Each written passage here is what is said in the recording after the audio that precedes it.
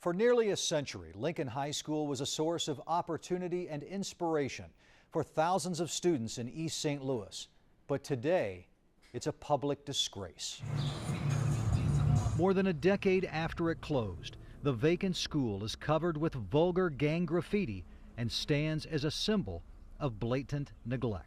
To see it just go to total waste as it is, it really hurts. LaFran King lives in the John DeShields public housing complex right next to Lincoln High, a school she attended.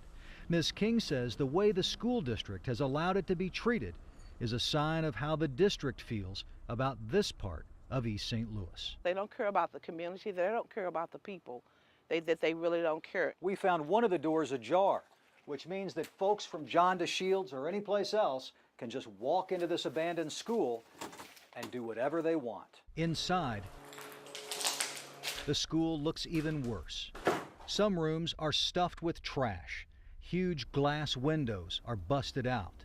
The warped wood gym floor is covered with broken glass. Sign above the blackboard says this is a positive thinking area. But amid the ruin, we also found rooms filled with hundreds of usable books and furniture in good condition. We also found computers that were destroyed by vandals. And throughout the building, another fire. We found evidence, another fire, of repeated fires. Another fire. This is one of many fires that were set inside the abandoned Lincoln High School. You can see the black soot on the walls, on the ceiling. How big of a problem is it here?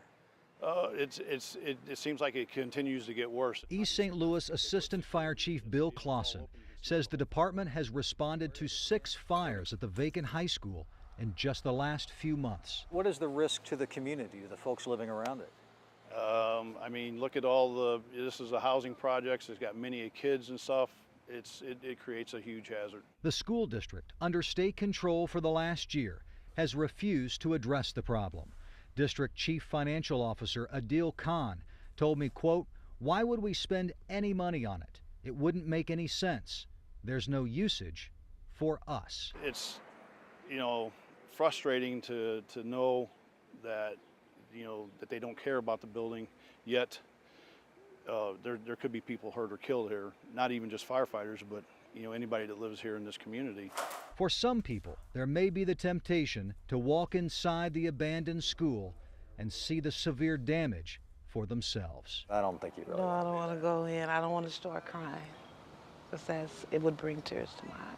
District Superintendent Art Culver, who's been on the job for a year, says the district will secure the building. He called the district's neglect of the building a shocking waste. The school district hopes to sell the vacant high school at auction. Craig Cheatham, News 4. A St. Clair County grand jury is investigating nightclubs, food marts, even abandoned houses and their owners. It's all part of an ongoing criminal investigation into public nuisances in East St. Louis. What was this neighborhood like when you moved in 33 years ago? This was one of the nicest neighborhoods you could move in. Columbus Liddell raised a family in this East St. Louis neighborhood. Now he has a half-dozen vacant homes on his block alone. It's hard to swallow. It's hard to swallow because I know I'm not the only one pay tax in East St. Louis. And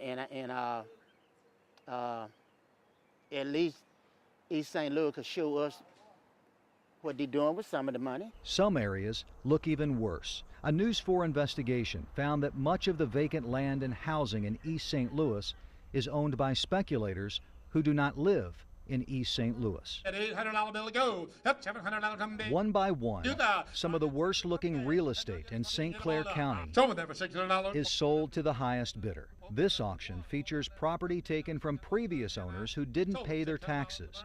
5 years ago, we watched as 2 guys from Chicago bought land in East St. Louis at a faster rate than anyone could remember.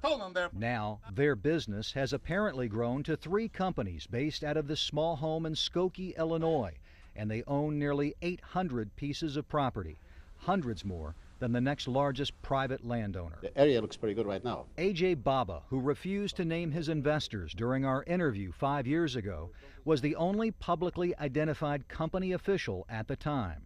he planned to do nothing with the property. You know what the problem with a lot of the stuff that goes on? Sometimes you build something, they destroy it. You got to wait for some positive aspect. A News 4 investigation found dozens of property owners in the East St. Louis area who own vacant houses that look like they should be demolished. Ciron and Associates owns about 500 pieces of property, including this one.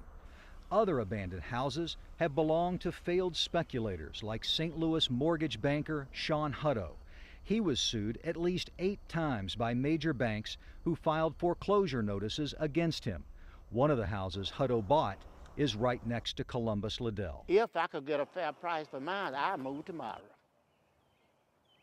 Yeah, just to go somewhere where I won't have to look at this every day. Clearly, it is a public nuisance when you have properties that are not being taken care of. During his 5 years as mayor, Alvin Parks has repeatedly talked about his commitment to making the city look better. And there's no question that city demolitions have eliminated nuisance properties. But even in some of the city's best neighborhoods, we found abandoned houses that should clearly be torn down. The city has issued notices of violation to the owners of some of these buildings, but it has not been effective at collecting many of the fines. The city just hired a collection agency. That's correct. Why didn't the city hire a collection agency years ago? Well, we have had collection agencies in other areas. We sought it another way, and then we said, let's stop doing it the way we've been doing it. Is that because it wasn't effective? It wasn't as effective as we needed to be. To me, it's sickening. Yvette Tanner lives next to a fire-damaged home that was cited 9 months ago for code violations. Clearly they didn't fix any of it. And this is the end of May. So what does that tell you? That nobody follows through on anything around here. I'm not surprised. A St. Clair County grand jury is investigating public nuisances in East St. Louis. Following our report last week, the state's attorney requested documents relating to the worst properties in the city, presumably to present that evidence to the grand jury for possible indictments. Do you believe there are property owners in the city of East St. Louis who have managed their property in a criminally negligent way? Yes, I do. And you would testify to that before a special grand jury? Yes, I would. It won't be easy for the city to figure out who owns some of these rundown houses.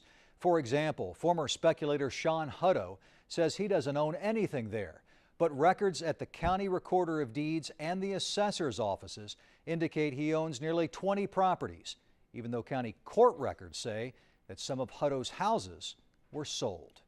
Craig Cheatham, News 4.